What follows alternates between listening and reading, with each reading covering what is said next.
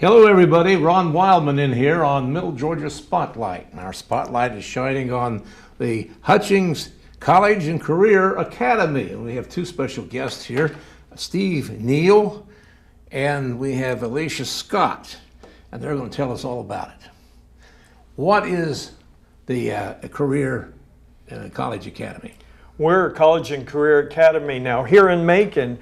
The Bibb County Schools, we really strive to make the students college or career ready. And we really take it, I think, at Hutchings to another level, because when they come to us, we want them to learn a field, learn a trade, learn something to where they can immediately go out into the community and serve our community, get a great job, make good money, and become a responsible adult instead of waiting years after they leave school. Now, where is the school located? On Anthony Road, 1780.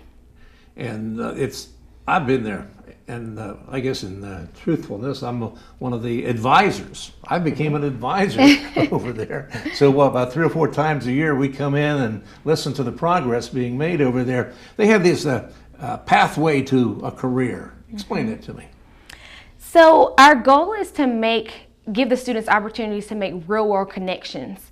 And so each pathway is designed to not only give students certifications in the college setting, but also to get credits in the high school setting. So for instance, in nursing, students are able to get a CNA certification, CNA assistant certification, but they're also able to get a science credit in their high school, and they're able to complete a pathway. So they'll be pathway completers, they'll have a TCC, and they'll also have like high school credit as well. Does all this lead to other schooling? Yes, well, some of it does.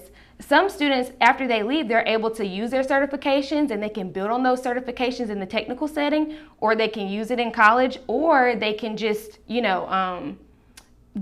just the experience alone can give them an opportunity to use it in the workforce. Now, when I'm over at these advisory get-togethers, there are a lot of professional people, business owners over there. How does that work?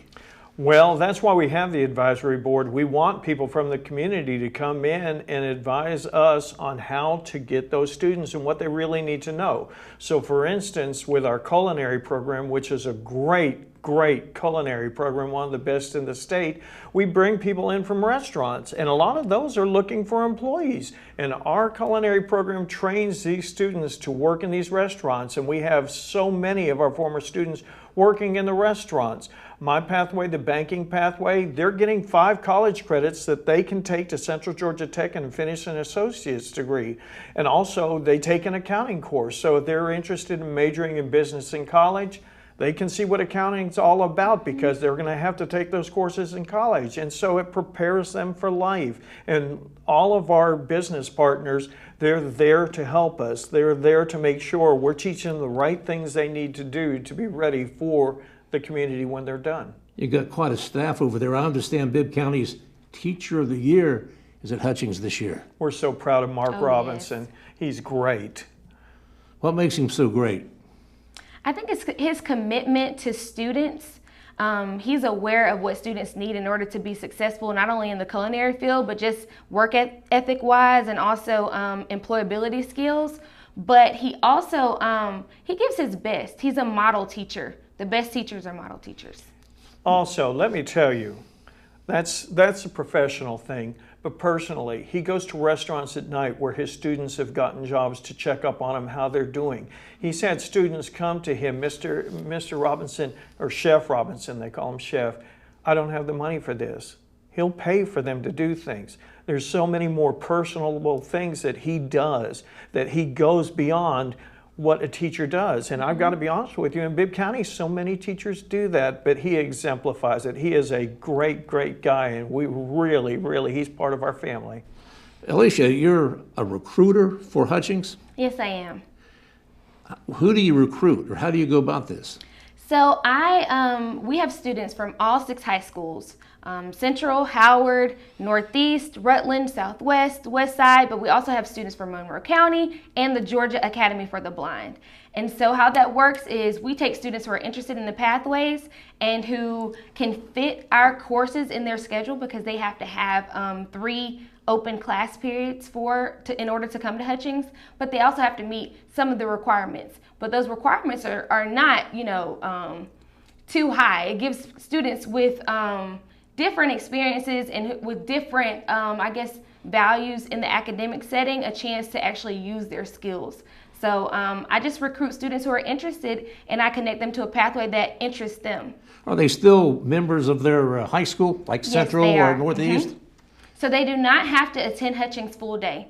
Hutchings is a half-day experience. So they take 4 class periods at their home school and 3 class periods with us. How many students can you have over there? We can have approximately 550 students. And where do you stand right now, student-wise? Right now we have 340 students. So you have room to grow. What do you say to them when you go out there recruiting? Well, I say we're going to give you a leg up to prepare for life. Let me give you a personal story. I have a student that was in my class last year, real quiet student. He was a football player.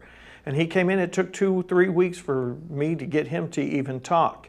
And so he wanted to come in because he wanted to prepare for life, because he needed to be ready when he got out of high school to support himself. So he went through my pathway, and as the weeks went along, he started talking, getting involved. I got him involved with Future Business Leaders of America. He ended up doing a presentation topic where he had to get up in front of people and talk. He was amazing. And so at the end of the year, he was a junior, and he said, I think I'm going to go to summer school and graduate high school so I can go ahead and move out of my house and become an adult. I said, no, stay next year, come back. We're going to get you a trade, because he didn't want to go to college. So we ended up having him come back. He is now going and taking at Central Georgia Tech a program through Purdue.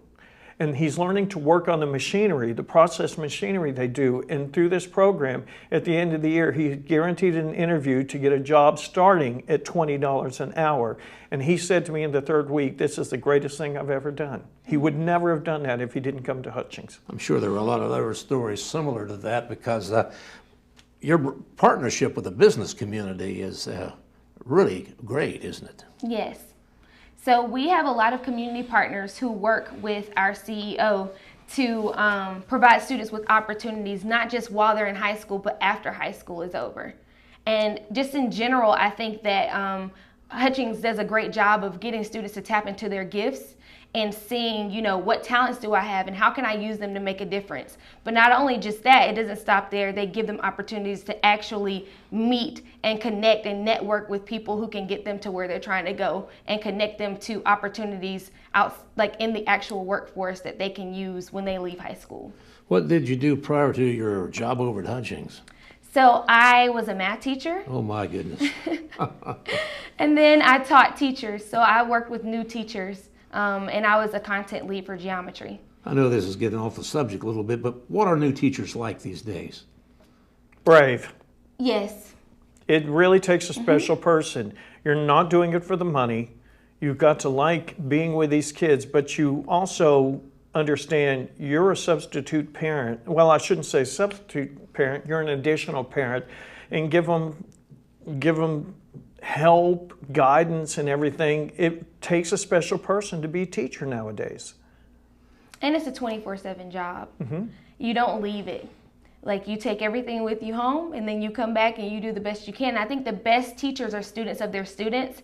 And as a former student at UGA, they taught us how to learn from our students and to be aware of the students' needs so that we can be the best teachers. But they also taught us how to model what we're teaching. And I think that's what it boils down to. The best teachers are students of their students, and they model the way. And so I think a lot of these new teachers are doing it because they care about who they're serving, and I think that's what drives the work. But it is a lot. It takes a lot to be a teacher, but if you do it well, it's rewarding as well. Is there anything over at Hutchings that kind of lead to something like this, teaching or? Yeah, we have a teaching as a profession pathway. You do? So students are given the opportunity to tutor through Read United during the first 2 trimesters, and then the last trimester they actually get a chance to do a practicum where they go out into the schools and they're like a student teacher. Mid-South Bank has a facility at Hutchings. That just didn't happen out of the blue. No. Dr. Washington, who founded, it was her dream, Hutchings College and Career Academy. She set up the partnership. It's not an easy thing to do. It takes a lot of negotiations and work and memorandums of understanding, and they've been a great partner. I mean, I've become friends with a lot of Mr. Bibb, who is the CEO of Mid-South Bank. That whole company is a caring company, and that's because a credit union is a nonprofit venture. They're there to help the community, and it was not so much a money thing for them, it was helping students find a career, and it's actually students that are working as tellers in the facility. Now, a friend of mine used to be, he's retired from Hutchings, Lawrence Mink, Yeah. is on their board of directors. Yeah. So he got to be a customer. So can I go to Hutchings and handle my You sure can. Walk in contributions? from 1 to 4, Monday through Friday. It's like anybody off the street. Anybody that is in Mid-South. Like a regular branch. And even if you're not a customer, they have someone there to open up accounts. And a credit union is a great thing. I teach my kids in my pathway how to buy a car. And one of the things I say, to get an auto loan, do it through a credit union. You can get much lower interest rates. So you really need to check out Mid-South because they got so many programs, especially programs for high school kids. There are special accounts for high school kids. What other areas do you teach in your banking class? Well, it is banking and finance. I talk about money. I talk about what's going on in the world. As I told you previously, we have a stock market game where my kids are investing in imaginary money into stocks now, and one of my teams has made $6,000 in 2 weeks. I sat and figure how much I could make after watching that stock market go up, and all of a sudden it's down. But I've been told that's when you really buy, when it's low, because it's Yeah. going to go back up again, which it has in recent months. What I tell kids when they choose the stocks, find stocks that are your interest. And so one of the teams, I'll say what they invested in, they sat around, they said, it's Halloween time. Is Party City on the stock market? So they did. They bought the stock. It went up 15% in 2 weeks. And then it dropped 5% in the past 2 days. So, but then they found another stock and it went back up. It's been a roller coaster. I said, welcome to the real worlds of stocks. Elesha, when you go over to Central and the other schools, how do you meet with the kids that might be interested in going to Hutchings? Or do you speak to all of them and try to get them interested? Or how does it work? So most times I go through the counselors. I set up meetings with the counselors to figure out what's the best recruitment approach for them.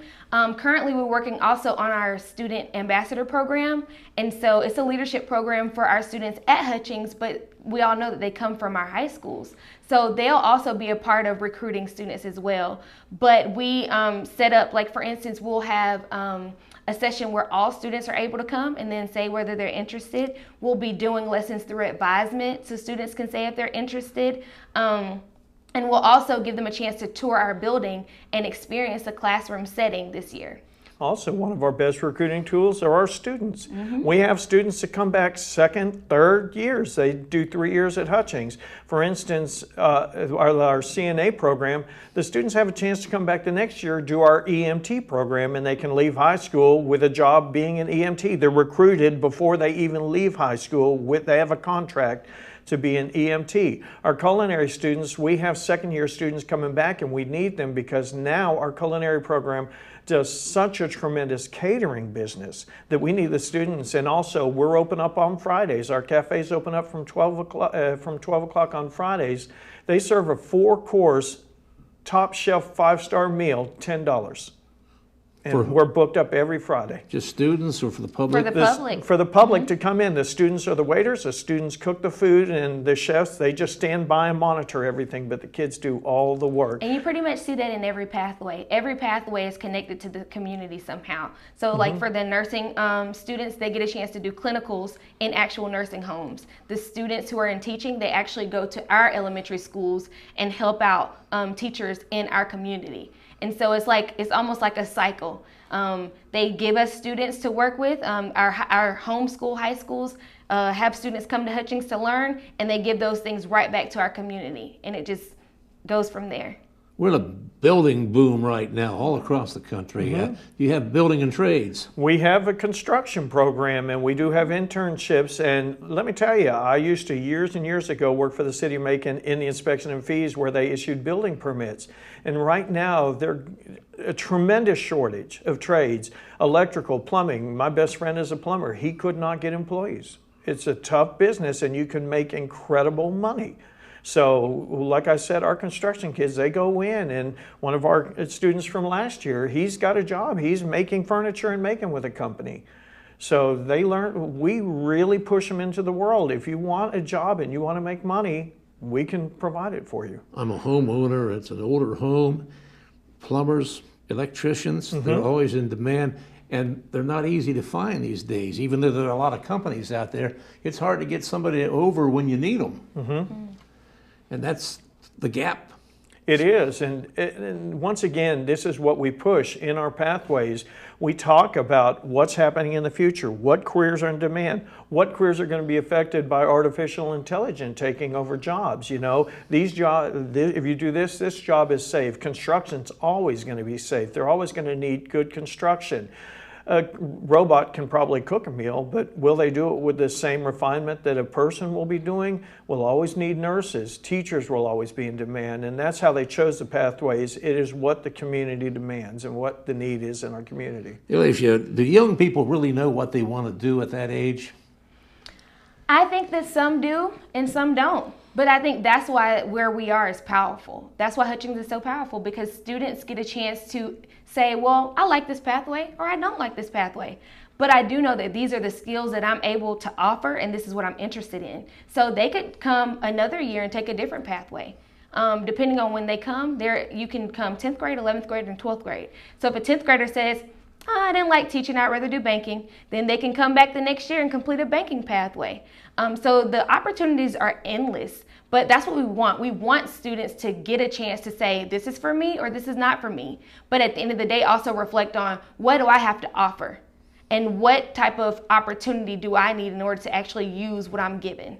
And also in our Bibb County public school system, they had a brilliant idea of piloting a program at 3 of our high schools with a 9th grade academy where all the 9th graders are on one hallway. They're taking English, math, all together on one hallway. And one class they have to take is a freshman seminar class. And in that class, they're going to have to do a career project. They're going to learn about different careers, and then they're also going to learn in different pathways. We're bringing people in from Central Georgia Tech and Middle Georgia State, because a lot of people don't know 10th graders can start taking dual enrolled classes in the 10th grade completely free. So they can graduate high school with 1 or 2 years of college underneath their belt. We're bringing speakers to tell these 9th graders, if they're ambitious, this is the opportunity for you. And so we're hoping by the end of their 9th grade, they know what they want to do. At least let's try this pathway.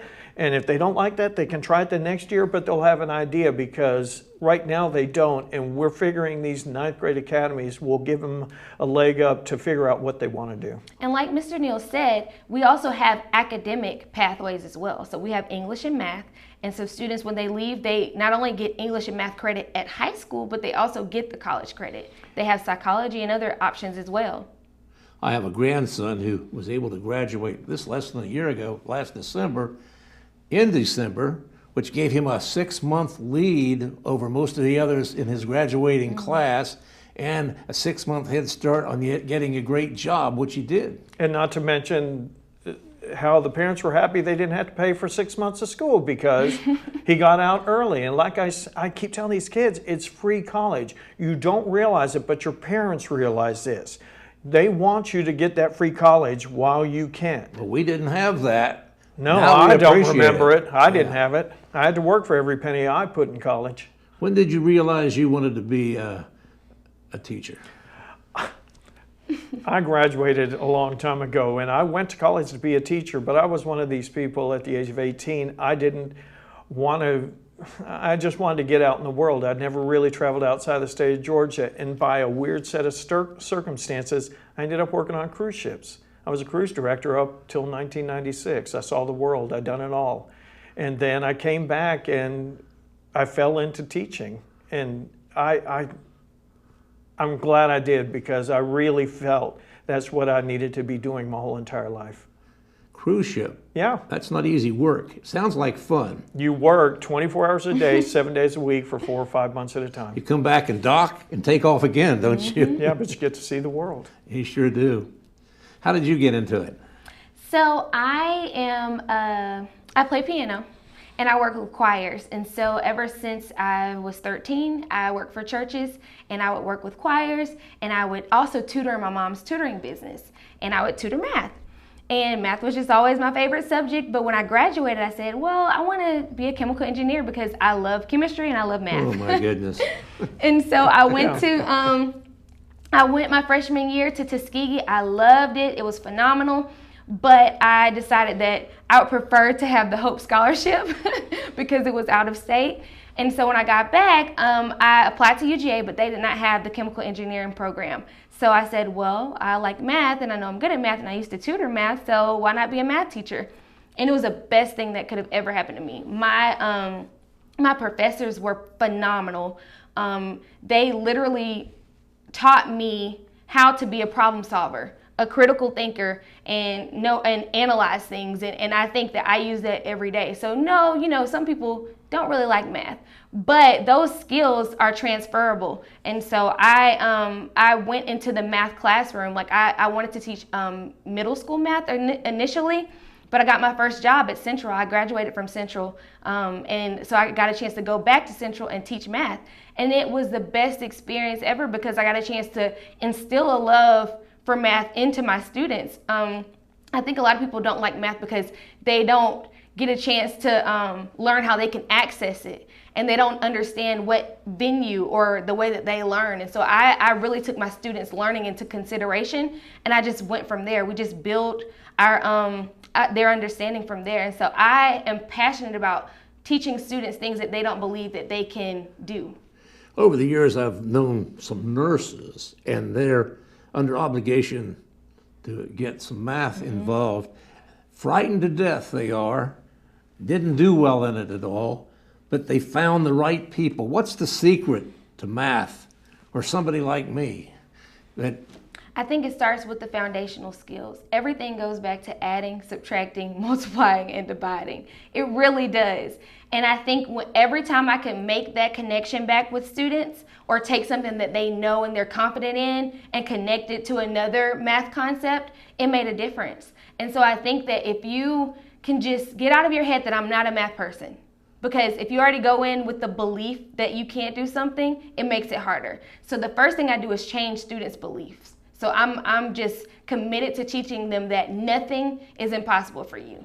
And once we get that belief system out of the way, we work hard on just accessing the materials, taking a problem and breaking it down into a way that you can understand it, and a way that you can access it. Because just like with anything else, we go into situations all the time where we feel like it's beyond us. But we just take it and we say, well, how can I add value to this, and how can it add value to me? And so I think that's kind of the same approach I take in the math classroom. Steve?